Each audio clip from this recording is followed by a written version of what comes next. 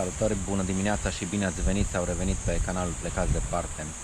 Astăzi, din păcate, mă voi întoarce în Denpasar. Zic din păcate că de ieri s-a îndreptat vremea aia atât de frumos încât îți vine să stai, să nu faci nimic sau să faci orice, dar să nu pleci de aici. Rectific ce am zis în urmă cu câteva filme, că nu cred că o să mai vin niciodată. E posibil să mai vin aici dacă prind vreme din asta, altfel îmi stă moralul.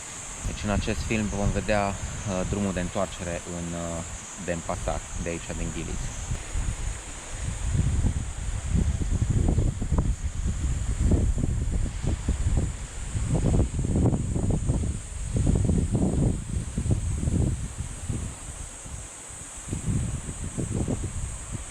Tot zic Ghilis, așa am mai zis și în câteva filme anterioare, dar de fapt sunt Gili Air, una din cele 3 insule care se numesc așa generic Ghilis, pentru că Gili înseamnă insulă în limba Sasak, limba locală de aici din Lombok. E ca și cum ai zice, dacă zici insulele Ghilis sau Gili Islands, e ca și cum ai zice insulele. Eu n-am fost în celelalte două, în Gili Meno și Gili Travangan, niciodată. Nici nu am curiozitatea să merg. Gili Meno e foarte liniștit, acolo eventual aș avea o oarecare curiozitate, așa aici e suficient de liniștit. Și Gili Travangan e ceva mai agitată, cu multe construcții, asfalt și așa mai departe. Acum, din păcate, și aici este asfalt. Mi-am dat seama că n-am vorbit când am venit încoace despre partea logistică, adică cum și de unde găsim bărci. Bărci se găsesc pentru a veni în Ghilis din Sanur, Usamba și din Padang Bai. Din Padang Bai există varianta lentă, să iei barcă ferry către portul de pe insula Lombok, să mergi pe autobusul, portul respectiv la sud de Mataram, să mergi pe autobusul vreo 2 ore, după 4 ore pe ferry, 4 sau 5 ore de fapt, să mergi pe autobusul în portul care e undeva pe malul opus față de insule, cel mai apropiat portuleț, să iei o barcă de 10 minute. Deci de pe Lombok, portul de la sud de Mataram se numește Lembar, iar portul care e aici aproape de insule, de unde se face legătura, se numește Bangsal. Deci există bărci din Padang Bai, variantă lentă, Padang Bai, Lembar, Bangsal, Gili Air în cazul de față, pentru că de aici merge mai departe, ar fi bărci de legătură spre Gili Meno sau Gili Travangan, sau varianta rapidă cu fast boat, în care sunt multe companii, mai complicat de găsit, nu toate centralizate în același loc, din Padang Bai, direct Gili Travangan, care reprezintă o stație, apoi Gili Air, o altă stație, apoi în Bangsal. Din Sanur există bărci care merg prin Nusa Penida spre Gili Air și atunci se merge din Sanur, Nusa Penida, Gili Travangan, Gili Air și probabil Bangsal. Dar prețul e mai mare pentru că distanța e mai mare, mai multe stații, călătorie mai lungă. Din Usamba, care e un portuleț mai nou între Sanur și Padang Bai, pe coasta de est a insulei Bali.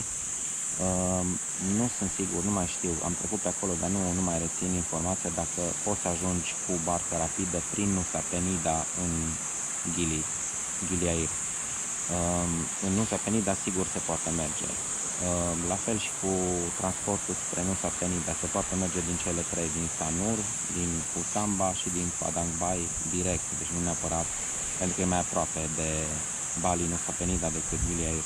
Se merge direct, dar în porturi diferite, în sensul că din Sanur și din Padang Bai se merge într-un anumit port și din Usamba se merge în alt port de pe Nusa Penida. Și în principiu cam asta ar fi. Deci, e destul de greu să afli informațiile, trebuie să mergi în portul din care pleci. Bine, pe internet poți să cumperi biletele, dar cu un comision destul de mare suplimentar. Ideea, cum am procedat eu, am mers în portul Padang Bai acum o săptămână când am vrut să vin încoace. Am dormit acolo, că așa mi-am propus să merg și să-mi petrec o zi în zona respectivă, sau o jumătate de zi. Mergi la mai multe companii de fast boat, întrebi de prețuri, când ai găsit cea care ți se potrivește, ai luat biletul și în funcție de cum au barca ai plecat. De obicei au cam două bărci fiecare pe zi. Însă nu erau câteva companii care aveau și mai multe ore de plecare, dar cred că de fapt o oră sau două, una sau două dintre plecări sunt făcute de respectiva companie, iar în rest încearcă să vândă bilete fără ca, virgulă, clientul să știe la alte companii, adică se plasează pe o altă barcă.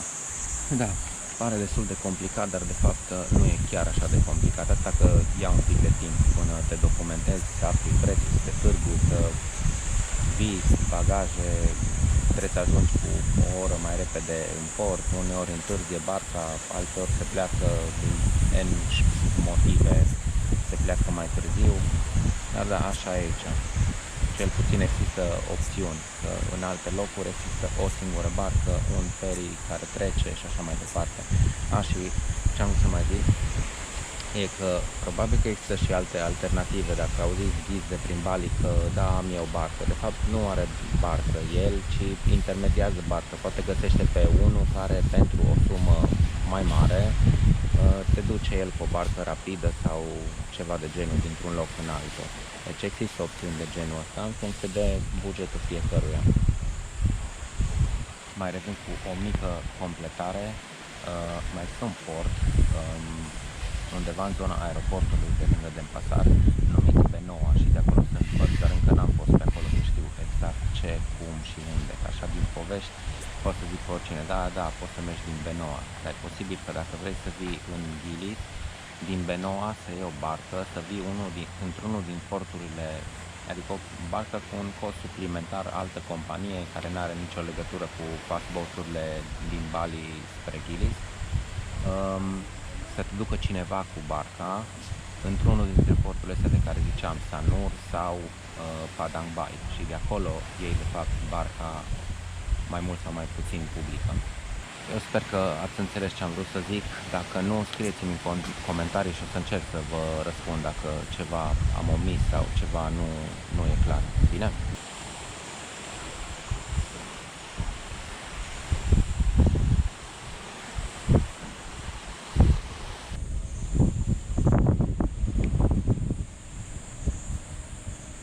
Calucu se numește terasa, restaurantul, au cred că și locuri de cazare acolo unde am băut cafeaua. Am menționat așa că dacă veniți cândva aici, e un loc în care merită să bei cafea. E mare, e o ceașcă de cafea din aia imensă, din care poți să bea liniștite două persoane, că e și tare, și bună, și gustoasă, și preț corect, 15.000 de rupii, adică 5 lei în lei românești. Practic e terasa care are inima aia de beton, imposibil să o ratezi pe coasta de est.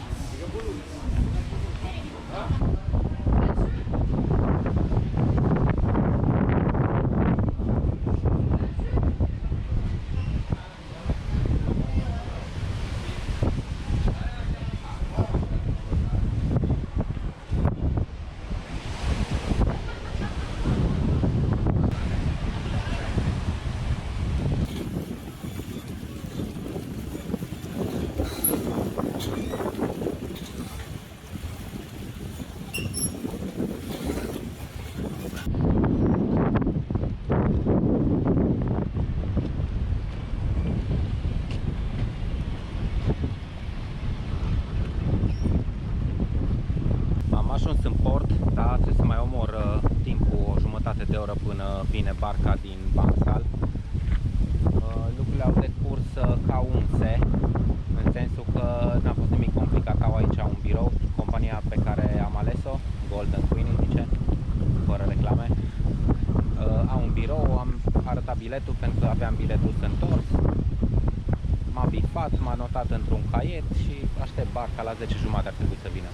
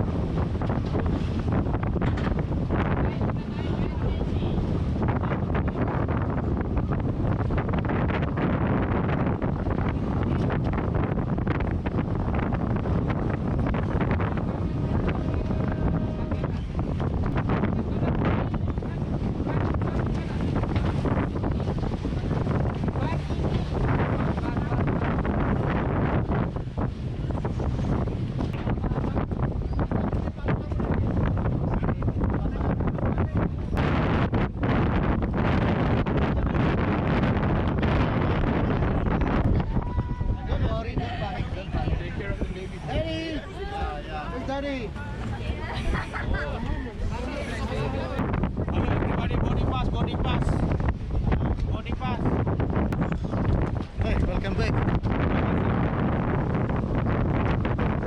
Mega autnia. Teraz. Ja.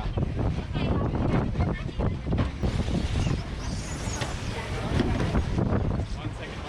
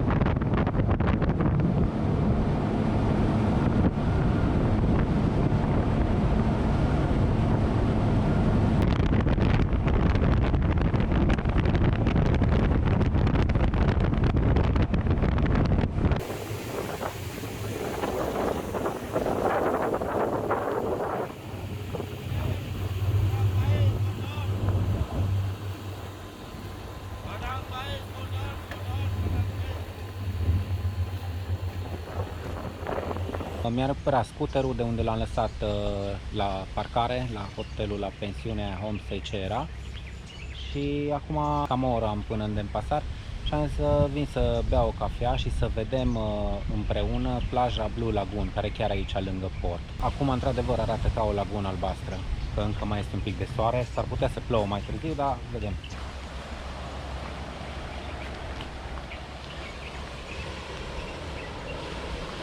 Arată promițător pe lumină.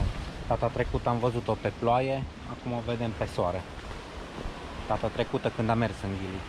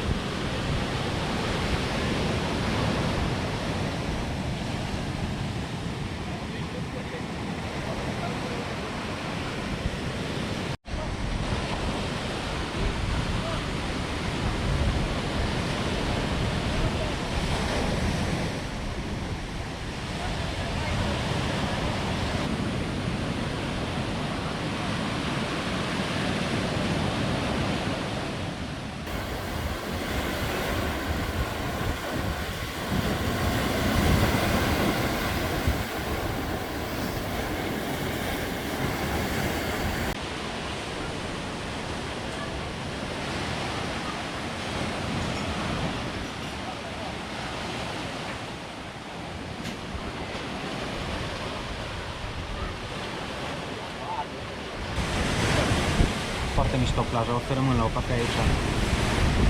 M-au convins valurile, dar nu o să fac baie.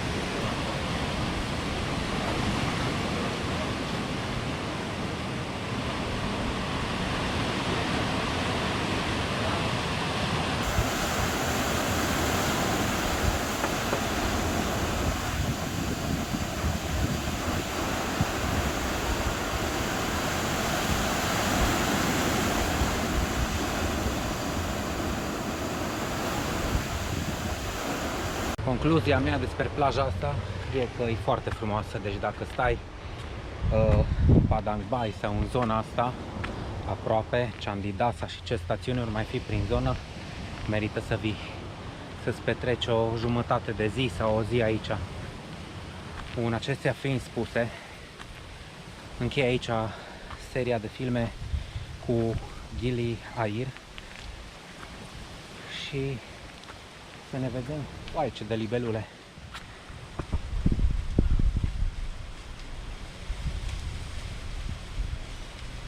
Și să ne vedem cu bine la următorul film. Toate cele bune! Ciao!